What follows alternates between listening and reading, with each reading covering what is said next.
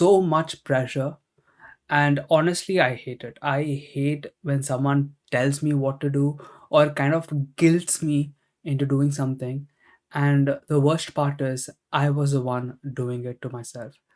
But before we get into all that, you might think, oh, Prem, you haven't tried enough. Oh, Prem, is your sleeping habits right? Yeah. Prem, have you tried getting things done? Yeah. Yeah, I did. Oh, Prem, did you try bullet journaling? You're not organized, man. You have to try bullet journaling. Yeah, I did. Oh, Prem, you're not structured with your time. Did you try Pomodoro? Yeah, I did. Prem, you know what? I have just the thing. Have you tried creating an alternate ego where 1 hour a day you pretend to be the productive guy? Easy, right? Just pretend. That idea is actually from a book called Alter Ego Effect. It's a sweet idea. It's not consistent for me. For me, it's not consistent. Prem, I figured it out. You know what? You should do the most difficult thing first. You should eat that frog. Eat the biggest and ugliest frog first because it's all about willpower, Prem. It's a willpower, and you have this limited energy, and nope, doesn't work. And when I looked deeper, I was not being productive. I don't love myself enough. And the moment I want to do something productive, or the moment I want to do something I don't like doing, the voice inside me is so toxic, so demeaning, so unloving, uncaring. It was honestly even a surprise that my willpower could make me do something that I didn't like doing. I often used to say things like, during the pandemic, I had all the time in the world. That for me was the most unproductive time of my entire life, probably. Even though I had basically all day free, and I used to blame myself, guilt myself into thinking, damn, Prem, it's if only if you are productive, it's all because you procrastinate. And I feel so unloved that my body is like, oh my god, this guy's basically going in a spiral. Let's make him watch some YouTube video or something so that he stays happy and sane. I feel like I'm a guy who has millions of ideas. However, the implementation, obviously, is the biggest hurdle in my life. Like you can see, I have a guitar right here. I also do urban sketching. I also do like urban sketching, maybe like abstract painting. I keep switching and I keep having this one night stand with different skills. I have like a one night affair with my guitar and it's been there since I don't know 6 months. I've had like 1 month affair with urban sketching and drawing watercolors, and I haven't seen that or done that since.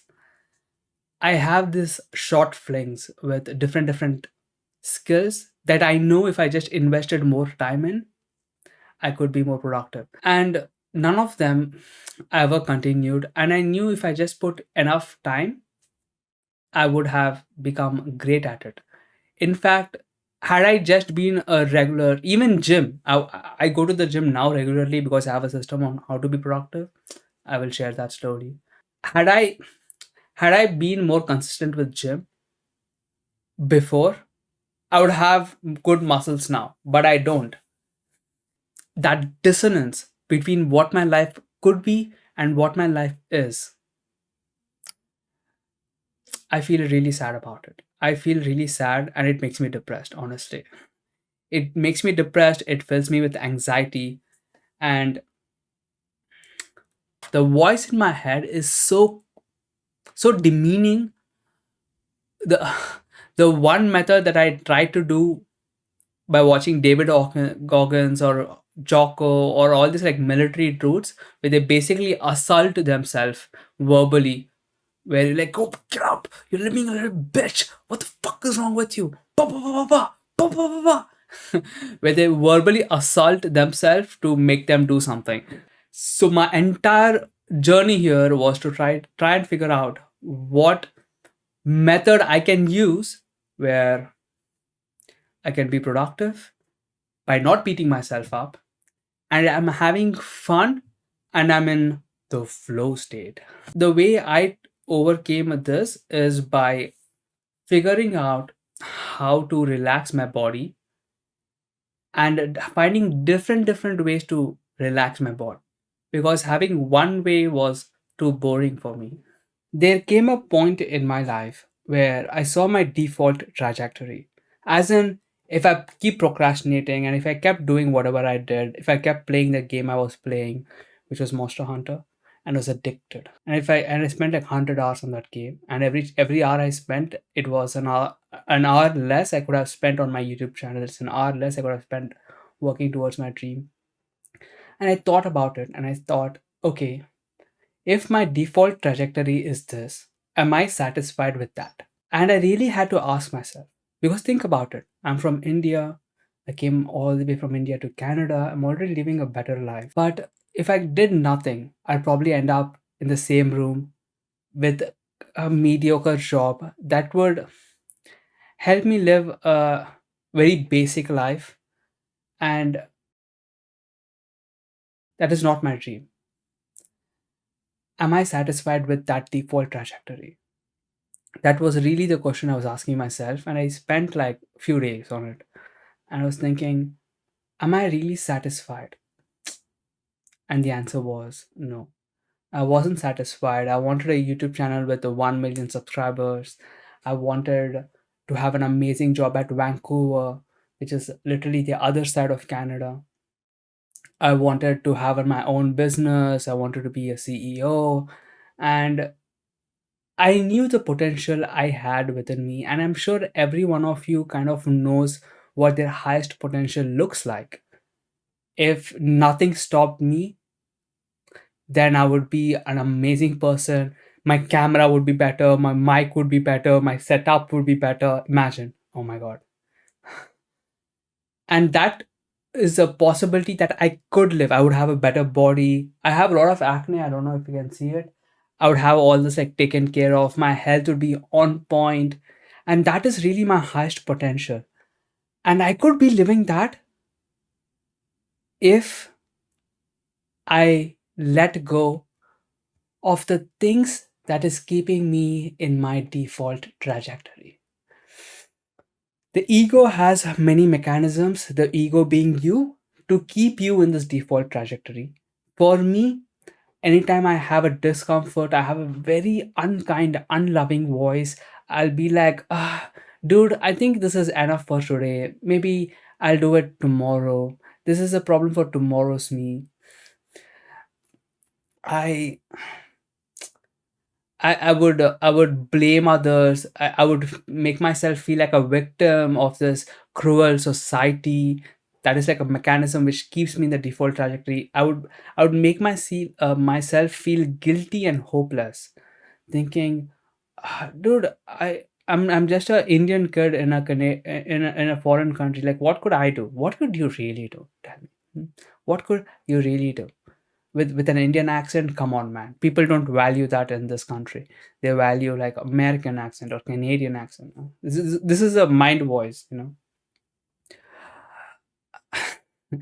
uh, I look around and I think, oh, you know what? That person, he deserves a better life than me because he's more skilled than me, and I could never be as skilled as him. That that was one more thing, and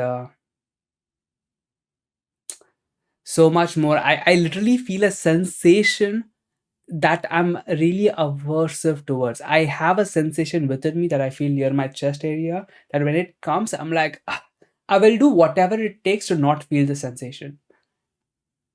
And that sensation is like it's like a pain barrier where it's like an intense discomfort that keeps me in a default trajectory. So, this is how you can become productive.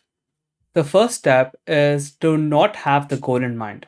I know this sounds bizarre. However, write down what you want to do. Let's say I want to go to gym. Forget about it. Forget that you wrote this goal. The only thing you have to do is try to show up for the step one. That's it. Just show up and see whether you're comfortable or not. That's all you have to do. Let's say I'm going to gym. My goal when I'm trying to go to gym is not to go to gym and then do the workout and then do the 40 minutes cardio and then come back. No, it's too stressful. My goal is to see, okay, can I just show up out? Can I just wear my shoes and see whether I feel like going to gym or not? If I don't feel like going to gym, I'm gonna like remove my shoes. But let me just wear my shoes and see whether I can go to gym or not. Showing up is a step number one. And you should not get any resistance here.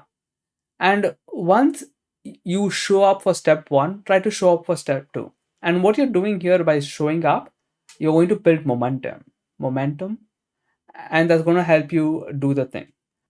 Now, when you're actually going through moments like this, your inner voice would be very, very, it's going to shoot you in the head. It's going to like put a gun in your head and say, dude, do not do this or you're going to die. It's basically going to do that.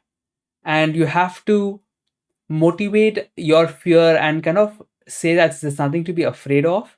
And you need to learn to distinguish the voice of fear from the voice of love. In the comments, I'm going to pin a video of two amazing climbers. However, one is scared of climbing without any safety. Understandable.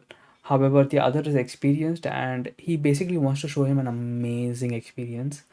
And the video is a beautiful video of him being so scared of climbing and him slowly taking him out of the comfort zone in a very, very gentle, loving way. And the relationship is just beautiful, beautiful.